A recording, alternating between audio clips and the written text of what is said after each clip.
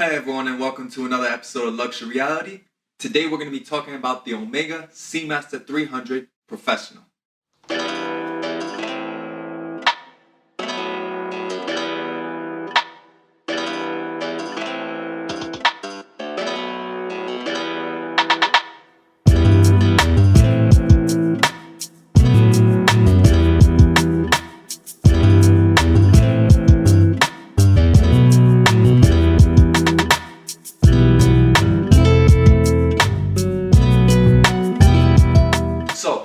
One of the main reasons why I wanted to make this video was that this is actually my first luxury watch purchase.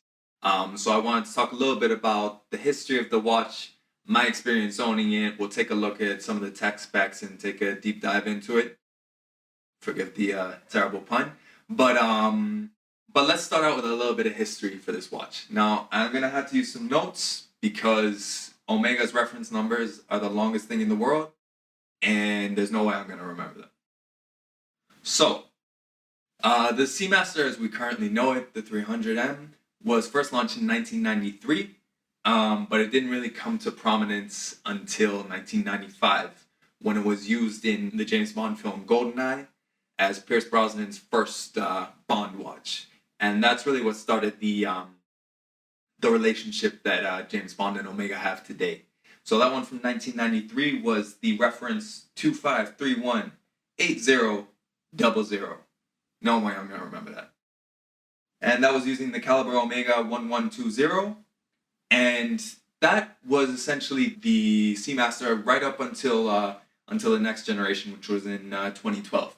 So that one, what really stood out from it was its signature wave dial, which is a bit of a callback to the Seamaster's naval heritage. And obviously in keeping with James Bond as a naval commander. So the next generation, which is the one that I have, was launched in 2012. That was the reference 212304120010003. And that's using the coaxial caliber 2500. And the big shining moment for that was the use of the ceramic bezel and also the ceramic dial. That did away with the traditional waves. So for some purists, they weren't really a fan of that. For me, I absolutely love it. When I was getting this watch, I was thinking of getting a second-hand one with the wave dial because that is what really sort of makes it stand out. But you'll see once we take a look at it that this dial is absolutely precious. And then last but not least, we have the new model that's just been released for 2018, the 25th anniversary of the Seamaster. And that one is the reference 2103042. 2001. 001. And that uses the master chronometer caliber 8800. And what makes that stand out is it's fully in-house movement, and also it is actually master chronometer certified. So not only does it pass the COSC trials for certification, but also it passes another batch called METAS, and that makes it extremely accurate, anti-magnetic, and a whole host of other things as well that we can go into if we ever get a chance to review that one specifically. So without further ado, let's take a look at the watch itself and show you some of the things about my Seamaster that I love. And here we have it, the Omega Seamaster 300M Professional. This is the reference 212304120010003. And it is a 41mm diameter with 20mm at the lugs, all stainless steel construction. And on the inside, we have the Omega caliber 2500. It has a quick set date, hacking seconds, and a power reserve of 48 hours. Now, in addition to that, this watch is also chronometer certified. So COSC certifies that as running between -4 to +6. That's for the movement itself. And now with the new versions, of course, Omega is also doing its master chronometer certification with the METAS Institute, as mentioned before. On the inside, we also have the coaxial escapement, which is the highlight of this movement. It helps to reduce friction, which in turn increases the service intervals. And that's what helps Omega have the confidence to give it a full 5-year warranty. Now, it's a screw-down crown with a very smooth wind. Interestingly enough, when I first got the watch, I actually thought that the crown just wasn't screwing down. That's how smooth the wind was. You can barely feel it, which is amazing. People talk about buttery smooth. This is, you feel like nothing's happening. And I mean that in the best way. Stainless steel construction, 300-meter water resistance. And as you can see, it's got that lovely black ceramic bezel, which is virtually scratch proof. And the great thing about that is just the way that it plays with the light. Turning the bezel, it does take a little bit of effort to grip it just because of those scalloped edges. But considering that most of the people who have this aren't divers, it's a small price to pay. And then, of course, the pièce de résistance is that dial. That's one of the big highlights for me, is just seeing how the light plays on that dial. And you can just look at it from different angles. Taking pictures of it is a breeze, but it's like looking at a black hole pretty much. So you'll see we've also got applied indices, superluminova on them, of course, skeleton hands, which are a tradition with the Seamaster. And then we also have an applied logo, which gives it a nice little bit of depth when you look at it. And just looking at this watch is really one of the biggest highlights. You can see the way that the light just plays off the dial and also off of the ceramic as well. Depending on how the light hits it, the ceramic can look like sort of a medium to dark gray to a full-on black. And all of that sort of lends to the versatility of the watch itself. So this is something that you can throw a leather strap on it to make it even more formal. Interestingly enough, if you pay attention, Sean Bean's character in GoldenEye actually has his Seamaster on a leather strap. You can also put it on a NATO. I've got it here on the Bond NATO, officially from Omega. I'll make a video separately on NATO straps and the OEM straps specifically, the sort of difference that it has. And the last thing I'd really like to highlight is just the attention to detail on this watch. It has these great integrated end links on the bracelet. So when you actually switch out the bracelet, those end links will stay on it. So that way it's just one less thing to have sort of rummaging around. You look at the bracelet itself, it's very clearly nicely designed, very iconic. It's got its own character in the same way a Submariner is known for the oyster.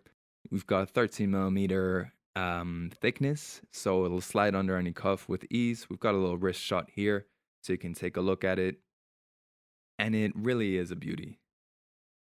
I can't have asked for a better first watch. The fit and finish is amazing, and you look at the back of it, and it is amazing, but it always comes back to that dial. And then you see details like, the satin finish on the sides, polished on the top. All of these little things contribute to making you feel like you've spent your money well. And you've even got details like the different finishing on those little accents on the middle links. It's just amazing. It was difficult coming up with things I don't like about this watch because I love it so much. But definitely one of the things that I dislike about it is that it is a fingerprint magnet. That bezel and the sapphire attract fingerprints like no other.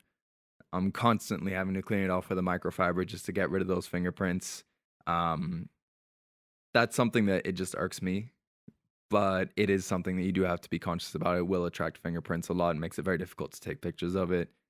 And another thing that I dislike is on the flip side, it is a great clasp, but it is a scratch magnet. I'm not sure if it comes out in the video, but I've had this watch for 4 months now, and the scratches on the clasp make it look as if I've had it for years. Thankfully, it's not a watch I plan on selling, so it doesn't bother me that much. But if I was, or if you were, this would be something that would annoy you just because it's annoying just seeing all those scratches. Another thing I dislike about the clasp, despite the fact that it is beautifully made and has a nice weight to it, it's got a diver's extension, but it doesn't have something like Rolex's glide lock system or the new sliding adjustment like you have on the new Seamaster. So it would be nice to have that. Thankfully, I managed to get lucky with the fit on it after taking out the regular links, but it would be nice to have some sort of precision micro adjustment on it as well. Now, the last thing that's a negative, it's not really a negative for me, but for other people it might be. It's that is kind of neither here nor there. Some people might criticize it for not being a real Seamaster professional because it doesn't have waves. And also there's always going to be a little bit of that stigma that, oh, it's not a Submariner. For me, this isn't a big deal because I love the way this watch looks. I like the absence of waves on it, despite the fact that I love the wave dial. I like that I haven't seen very many of them in real life. So that makes it just feel all the more special. And on top of that, the only other place I have seen one is on James Bond's wrist. So that's just not a bad place to see it. As a first watch, I couldn't have asked for anything more. I'm really looking forward to doing maybe a follow up review on the 6 month period or the 1 year period to show what ownership is like once I've really broken it in even more. Just looking at it on my wrist, every time I look at it, I'm so glad it was my first purchase. So there we have the Seamaster 300 Professional. Like I said, this for me was a really important watch because it was my first big luxury buy. When I was gonna get it, I had a couple things to consider. You know, I had saved up a lot of money. It was still a really big buy for me, and I needed something that was gonna be versatile. I wanted to get it new because I just didn't know the difference between. I didn't want to have to worry more than anything about fakes or if it had a problem. I didn't want to worry with any of the baggage that comes with getting it secondhand. So what I did is first narrowing it down to the Seamaster. First, I decided that I wanted something that had to be versatile, something I could wear with a suit, something I could wear casual, something that looked good in every circumstance. And then the other thing is that I always like having stuff that I don't see on other people. So as much respect as I have for the Submariner, and also not like I could afford it at the time, but even then, that sort of went out of the running because I've seen too many in real life. Whereas Seamasters, I didn't see them as much. Now that I'm, a lot more into watches, you see them a lot more in groups and stuff. You see, obviously, they're not the rarest of rare, but for me, I to date haven't seen one in real life apart from mine. So for me, that sort of checks that box. And so, obviously, coming into retail, then it's got its own challenges, mostly because of price. So first I went to an Omega dealer, they didn't want to give me any discount. In the end, I went to an authorized dealer, and they ended up giving me a really good discount. And also I managed to get the tax off it because I was leaving Australia at the time, so I got the tax back as well. So I'll make a whole video on how to sort of get the best discount and how to get the most off of retail when buying a watch. But for now, I'll give you sort of the raw numbers. So I ended up picking this up brand new with a warranty, with the treasure chest that is the enormous box they give you this with, for $2,750 US. So to put that in perspective, when I bought it, they were just about to come out with the new Seamaster 300, the one with the in-house movement, and that one was going to retail for $4,850 US. So for me, it was a no-brainer that I was going to get what was about to be the outdated one. I like this one anyway because I don't really like the way the new wave dial looks. And I was still getting all the benefits of retail by getting it at that time and at that price. So it still has a 5-year warranty. So that way I can sleep at night knowing, all right, if anything goes wrong with it, I can get it fixed for free. Because again, it's my first luxury watch. I had no concept of what servicing costs would be and all that. I just didn't want to worry about that. So that's sort of my experience with it. I've had it for a few months now and I absolutely love it. I love just looking at it and living on my little James Bond fantasy.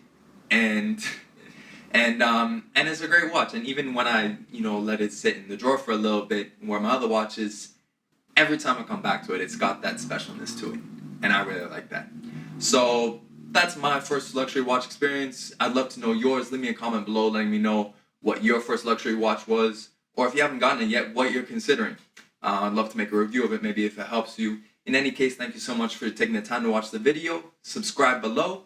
And we'll see you on the next one.